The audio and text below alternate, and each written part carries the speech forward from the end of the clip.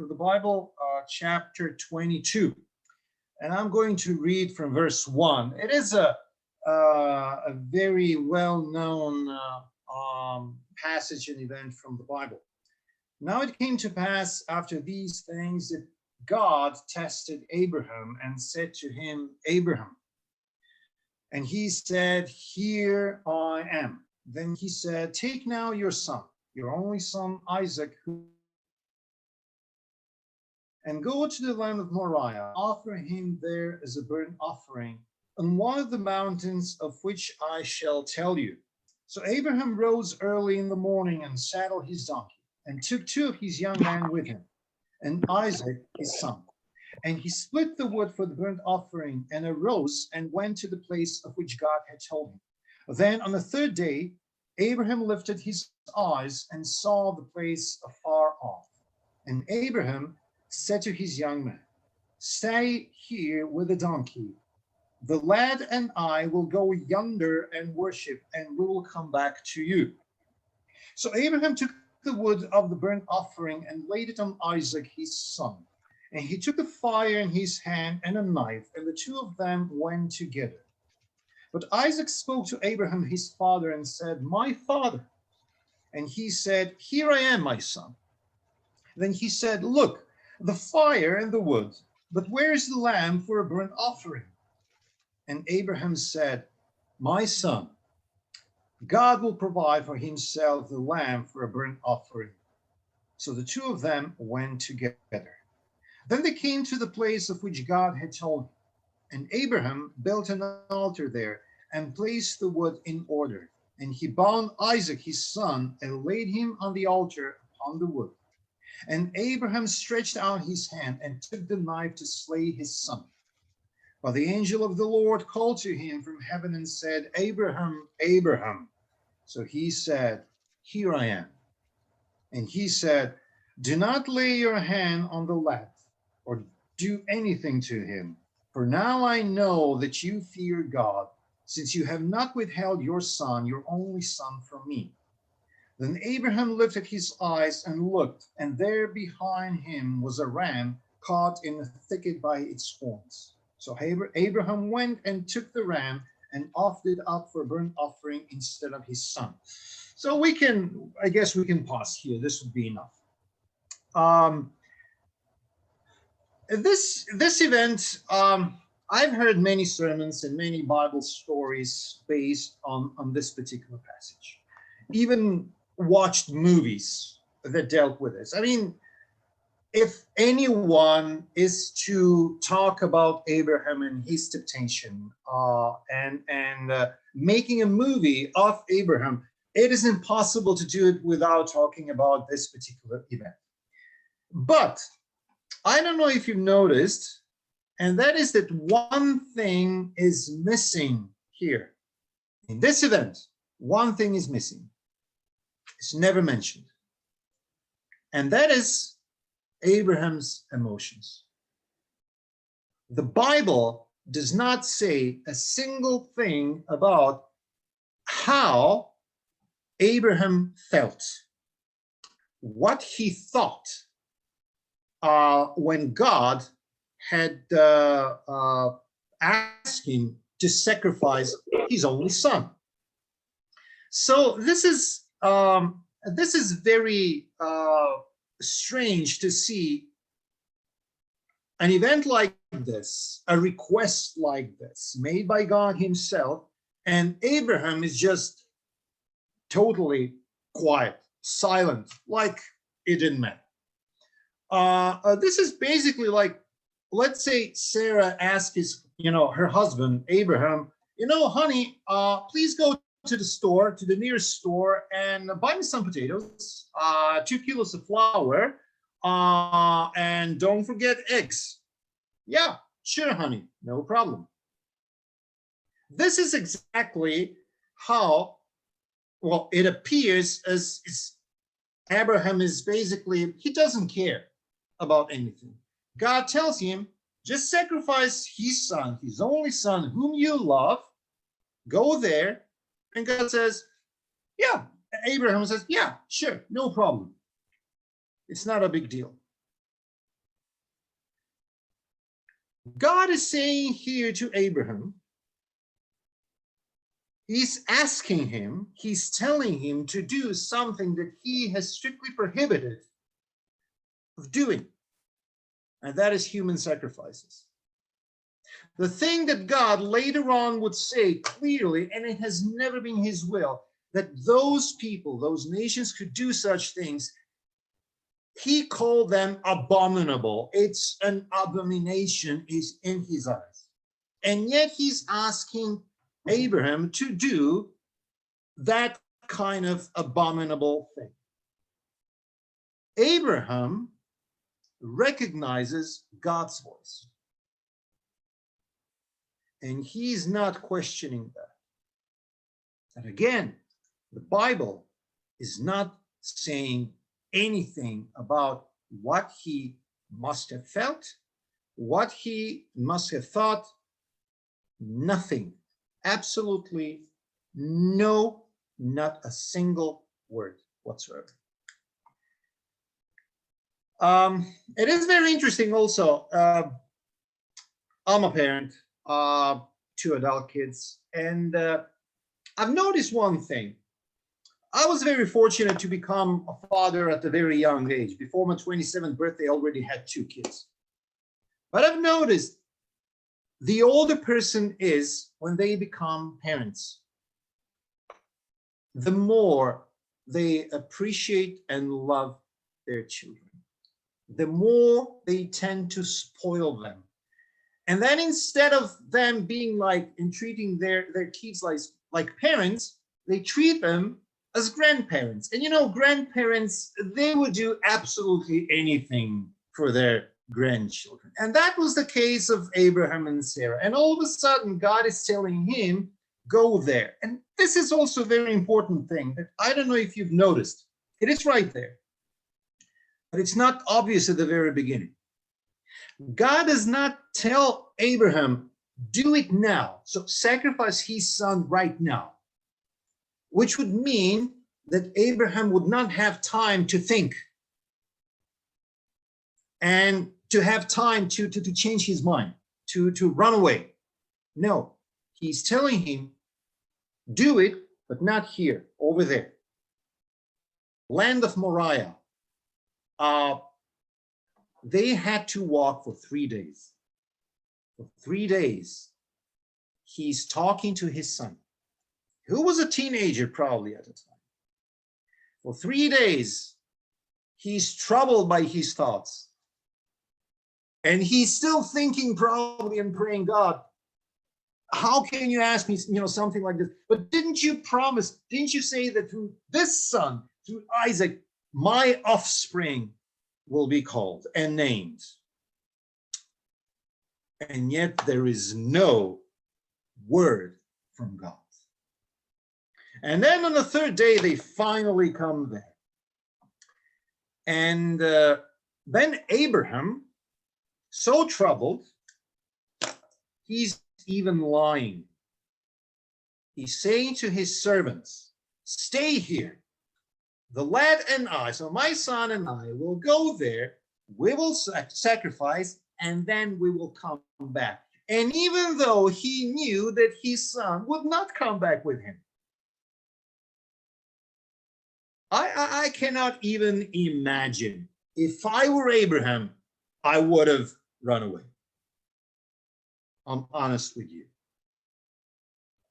But Abraham, so troubled, he believes in God. He recognizes God's voice. And that's unmistakably his voice, not someone else's voice. So he goes there, he's walking with his son, and then his son asks the most difficult question. I guess the question that,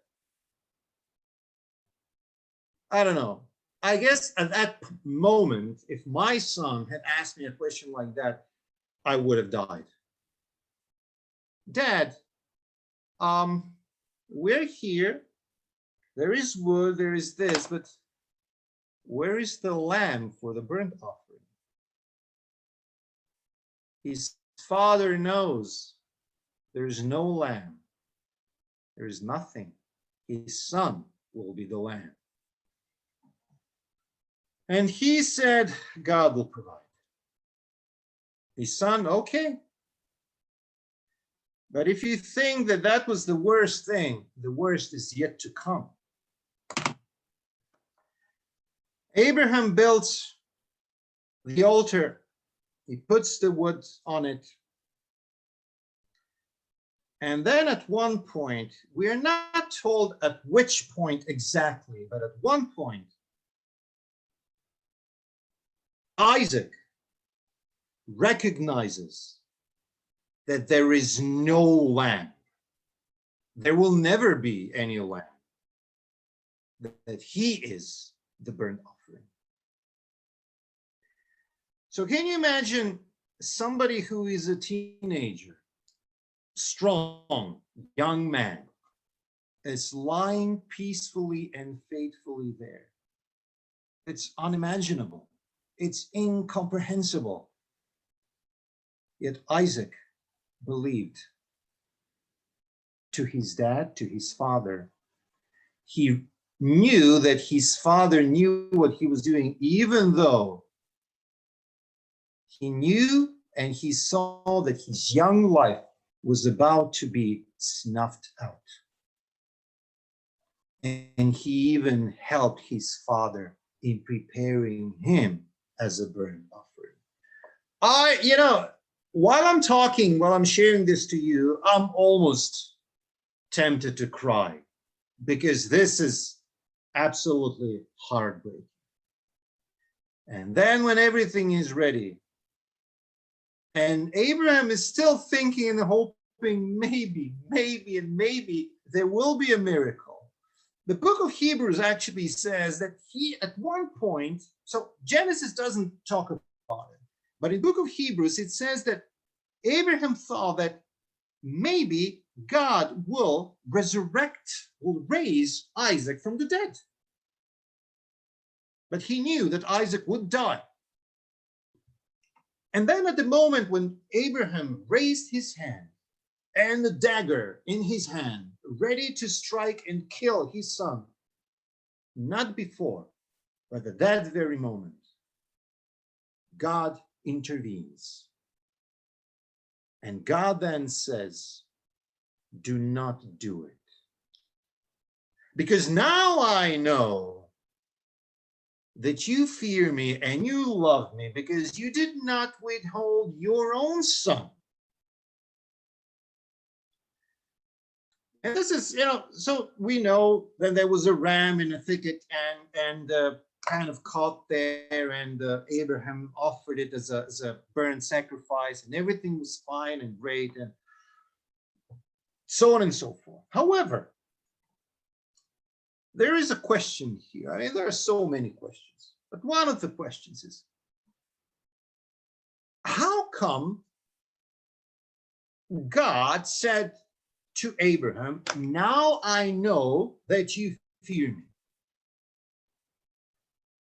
Does that mean that God was kind of, well, I really don't know how Abraham would react. I have no clue. Can we imagine God doing something like that and acting in such manner? No. Does God know everything? He does. Did he know Abraham's heart? Of course he did. But why did he decide to tempt him? And why does God say something like, now I know that you fear me, like he didn't have a clue? Well, I remember when I started reading the Bible, and I bought my first Bible. I still remember the date. It was Saturday, 10th of March, 1990. So a little over 30 years ago. I was a young man, which means that I'm old now, as you can see it. And, when I started reading the Bible, I didn't know much about the Bible. I didn't know much about God because I was born and raised atheist. A long story. how I came to church and everything.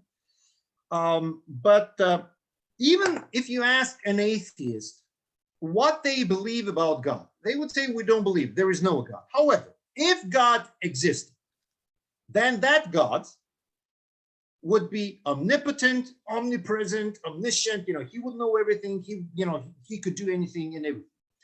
And then all of a sudden I read the Bible, Genesis chapter 3, Abraham, Adam and Eve do whatever, what they did, and they were not supposed to eat that fruit.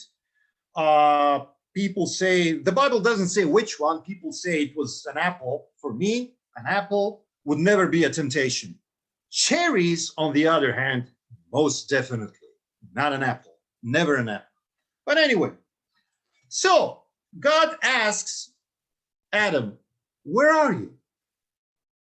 And I was like, what? God doesn't have a clue where Adam is. And then Adam says, oh, well, you know what? I was naked, so I was afraid, so I hid myself from you. Who told you you were naked?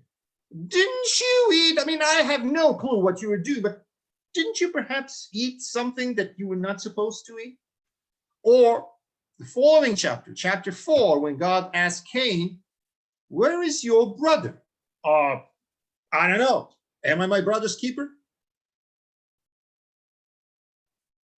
Why did God ask those questions like he didn't know anything? Well, the answer is simple. He knew everything. But he wanted them to admit, confess, and repent themselves. In this case, when God says, I know now that you fear me, we're not given the image and the entire picture, what was happening in the background. Was there something similar to what happened to Job? Where there was a meeting in heavenly places, and Satan came there, and he basically challenged God. Not only Job, he challenged God that God was unjust, that he was biased, that he showed favoritism. Because if you, of course, you think that Job is yours, but he's actually mine. You show favoritism, you protected him, you surrounded him, you put a hedge around him. If you did the same thing with others, they would be faithful to you. But you didn't do it, so you're wrong, God. God knew that Job was faithful to him because Job was, well, Job. But others didn't know. And that was the reason why God allowed Satan to do all those terrible things to Job, to basically ruin him and ruin his family. And perhaps something similar happened about Abraham, where Satan came and challenged God publicly about Abraham. Abraham, you think that he's faithful to you? I mean, look at him. You told him, that he would have a son, and he decided to help you with Hagar. And then he was afraid. He's a coward. He said about his own wife on 2 occasions that she was his sister. I mean, how can you still claim that kind of person is your servant? No way. So we don't know. I can just speculate. But perhaps it was something like that God decided to publicly put Abraham to the most difficult test, to sacrifice his own son. We can simply say that Abraham passed the test with flying colors. Abraham showed that his faith in God was unwavered, that he was obedient to God, that he loved God, not because of something that God had given to him, but because he just loved God for his goodness, because he knew that his God, Jehovah, was the only true God. And he believed that God, who had protected him all those years before. And even though he didn't understand this part, he still decided to believe in God.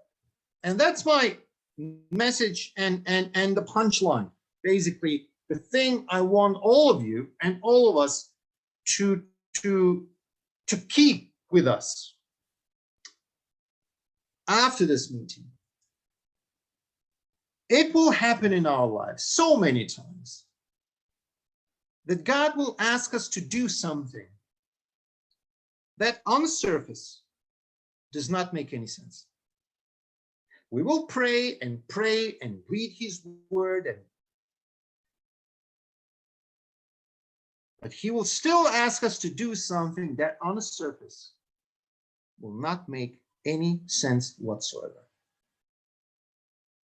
The logic, the reason, our friends, relatives, everyone would tell us, this makes no sense. This can be God, but it is God. But, you know, brothers, sisters, friends, even though we do not understand what God is sometimes asking from us,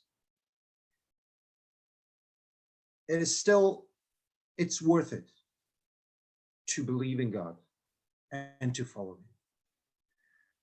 You know what? We use so many things in our lives and we don't understand them. You know, first and foremost, you know, our cell phones.